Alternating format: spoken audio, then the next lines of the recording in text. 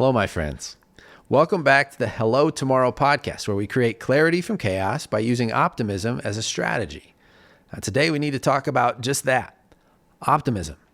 This topic feels a little like the elephant in the proverbial podcast room here, and I think we need to give that big guy some love. So let's just hit it. Josh, how can you possibly be an optimist?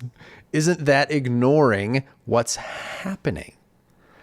Now, this is the question I get when I introduce myself as an optimistic futurist, sometimes directly, oftentimes sideways, and sometimes just in the raised eyebrows. Let's be real. When you scroll through the headlines, when you look at the political landscape, when you listen to the experts talk about AI or climate or pandemics or democracy itself, optimism doesn't feel like the obvious stance. In fact, it feels kind of delusional. So let's talk about it. First, our doomsdayers. There's a growing faction inside the AI community that's not just worried about the future, they're literally planning as if there won't be one. Nate Suarez, who runs the Machine Intelligence Research Institute and is the author of a heartwarmingly titled new book released last week called If Anyone Builds It, Everyone Dies, says he doesn't contribute to his 401k anymore. Why? In his words, I just don't expect the world to be around. Dan Hendricks, director of the Center for AI Safety, said by the time he hits retirement age, he expects everything's fully automated, that is, if we're still around. Then there's Geoffrey Hinton, a Nobel Prize winner, often called the godfather of AI, now says there's a 10 to 20% chance that AI could wipe out humanity in the next few decades. That's not fringe. That's alarm bells. Big ones. Now let's layer that on top of the ways our political leaders are actively working against the future. The current administration in the U.S. has made it clear over and over that it is, without question, the most anti-future administration in history. They've blocked greenhouse gas reporting at the EPA. They've undermined the CDC to the point where long lists of former directors are sounding the alarm. They've shut down public commenting periods on environmental rules that literally protect our shared wilderness for future generations. We will not get bogged down into partisan politics here because this isn't left versus right. This is forward versus backward. This is choosing to protect the future versus pretending it's not coming. And make no mistake, dismantling the tools we need to survive the next 100 years is decidedly on the wrong side of the shared future we actually want. So, yeah, if we take all that in, we read those headlines, we listen to those smart people tell us over and over that there's a coin flip chance of extinction in our lifetime, optimism looks a little naive. But then there's Tom Friedman, 3-time Pulitzer Prize winner, longtime New York Times columnist, a guy who's been tracking global shifts for decades. A couple weeks ago, he wrote a piece called Tom Friedman's AI Nightmare and What the U.S. Can Do to Avoid It. Now, Friedman's not mincing words either. He says AI could become a, quote, nuclear bazooka, something so destabilizing that unless the US and China cooperate on safety, oversight, and regulation, we're all in serious trouble. On the surface, that might sound like just another voice to add to the doomsday chorus, but I find hope in his take. Here's why. It forces the kind of clarity we humans need to cooperate. And history shows us pretty clearly that we humans, we struggle to unite unless something bigger than us makes unity the best option. This might be that moment.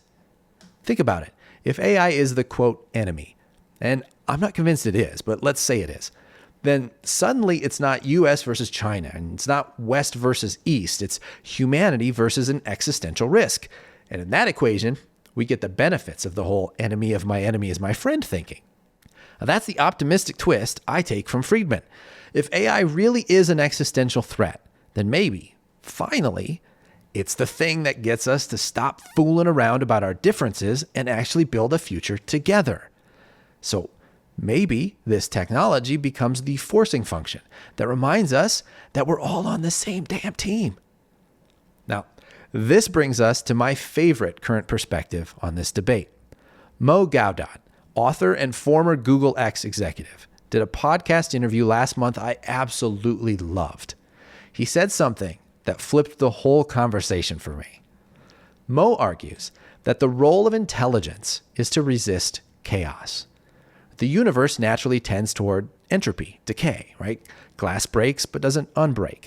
Everything eventually falls apart. Intelligence is what pushes back against that. Intelligence is what brings order to the chaos. And the smarter you are, the more efficiently you bring order to chaos. The smartest possible way is the one that uses the least energy, produces the least waste, does the least harm.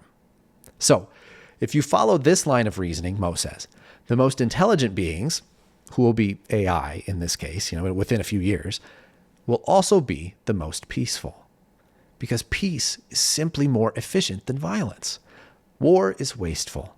Fighting costs too much energy. Violence is chaos. True intelligence understands this and pushes against it. Now, that doesn't mean the short term will be easy.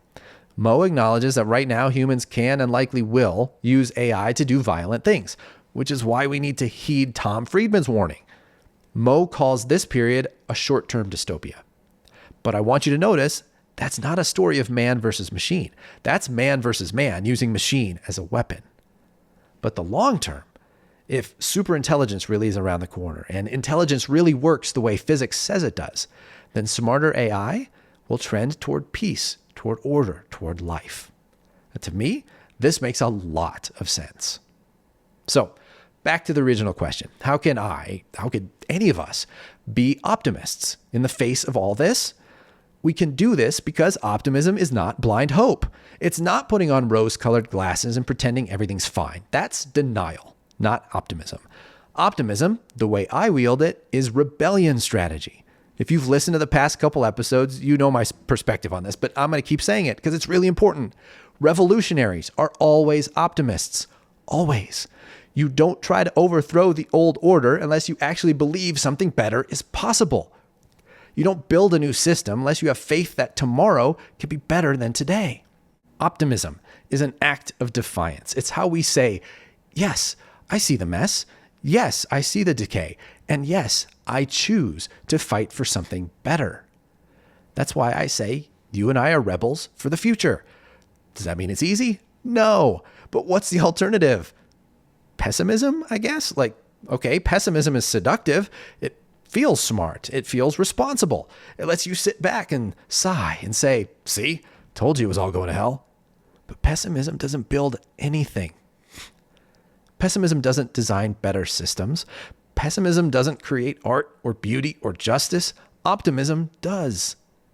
Or maybe being a realist is your alternative? What is that exactly? Because my version of optimism requires a healthy dose of realism. Optimism is the courage to imagine, despite what's real right now, not ignoring what's real right now. Optimism is the energy to create in the shadow of what's currently happening. Optimism is the stubborn insistence that no matter what our current reality looks like, the future is not yet written. So yeah, optimism's hard work, but it's not naive. It's necessary. So when people ask me, how could you be an optimist these days? My answer is, how can you not? If you don't choose optimism, you've already surrendered the future to the doomsdayers and the dismantlers. You've already let someone else write the story. Optimism isn't guaranteed victory, but it's the only strategy that even has a shot at creating the tomorrow we actually want. So don't give up. Don't give in. Be a rebel for the future, because the future always belongs to the optimists. Thanks for listening. See you next week.